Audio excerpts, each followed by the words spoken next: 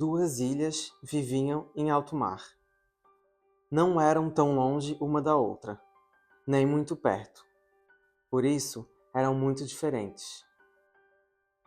Cada uma delas tinha o seu bioma. Árvores e animais diferentes, flores e frutos diferentes. Possuíam montanhas e planícies, precipícios e subidas, pedras e terra macia, cavernas e desertos. Ambas eram muito exuberantes e ricas em sua própria unicidade. Eram isoladas do continente e só se podia chegar nelas de barco, enfrentando um alto mar de ondas agitadas e vento. Por isso, era mais comum estarem sozinhas naquela vastidão. As duas ilhas, ao longo de suas existências, quase sempre conversavam uma com a outra, mas nem sempre se entendiam. Primeiro, porque o mar agitado e barulhento, com suas ondas quebrando nas suas costas, quase sempre impedia de se ouvirem adequadamente, muitas vezes interpretando mal alguma entonação ou palavra. E segundo, porque só conheciam uma da outra a parte da qual se viam, que era de frente uma para a outra, e a distância não ajudava muito. Sempre imaginavam conhecer uma outra completamente e não entendiam as partes às quais não podiam ver. Então se frustravam. Tudo o que acontecia dentro de cada uma dessas ilhas ficava isolado dentro de suas florestas, e ninguém de fora, exceto elas mesmas, podiam compreender tudo o que se passava dentro. Quando faltava água, quando os animais brigavam, quando suas montanhas desabavam, e tudo o que o clima fazia em seu interior. Por isso, nunca compreendiam certas falas e opiniões uma da outra. Por exemplo, uma delas sempre elogiava as chuvas torrenciais, porque possuía mais desertos e isso a saciava. Enquanto a outra via a chuva como uma inimiga, porque cavava suas planícies e deslizava suas montanhas.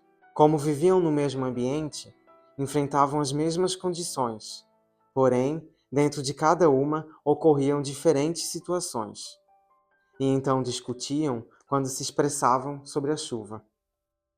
Quando não chovia, a ilha com mais desertos parecia se tornar outra, em sua frustração de sede, e a outra andava plena e sorria com o sol, que secava o excesso de umidade em suas terras.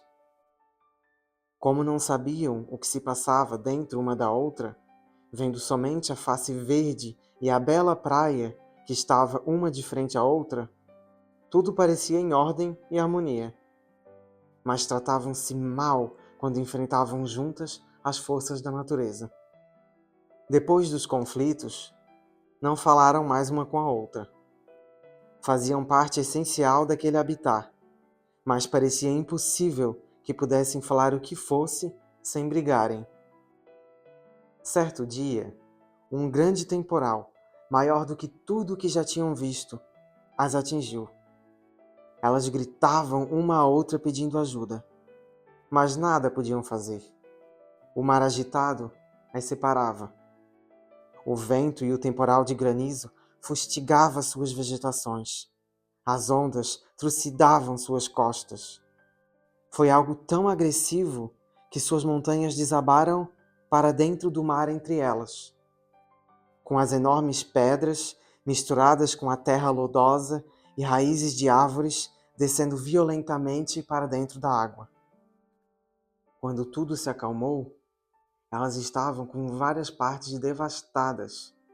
O tempo limpou e o mar se acalmou, e elas viram o resultado. Entre as duas se formou uma ponte, com o que havia desmoronado de suas montanhas. Um caminho de pedras e raízes se firmou e as conectou.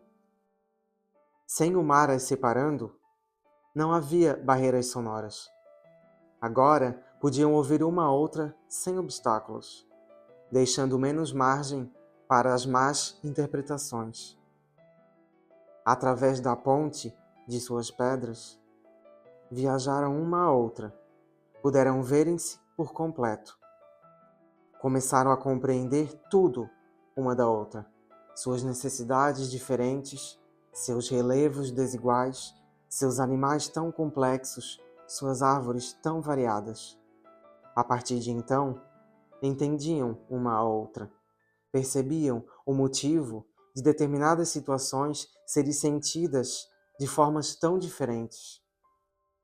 Mesmo vivendo naquele mar agitado, à mesma distância do continente, no mesmo céu, eram distintas. Naquela ponte, os seus animais começaram a atravessar e a interagirem. As suas vegetações começaram a cobrir aquelas pedras e a misturarem-se, formando ali no meio um novo bioma. A ponte passou a ser habitada e se fortaleceu quando as raízes uma da outra se encontraram ali no meio. Após essa nova formação, continuaram a ser diferentes, distintas, cada uma com sua visão e sentimento acerca das mesmas tempestades. Porém, nessa ponte, eram um mesclado de seus defeitos e qualidades. Eram a compreensão, o diálogo e a empatia. Somente com a construção de pontes é que as ilhas podem ver-se por completo e como únicas e distintas, porém unidas pelas suas diferenças e intempéries.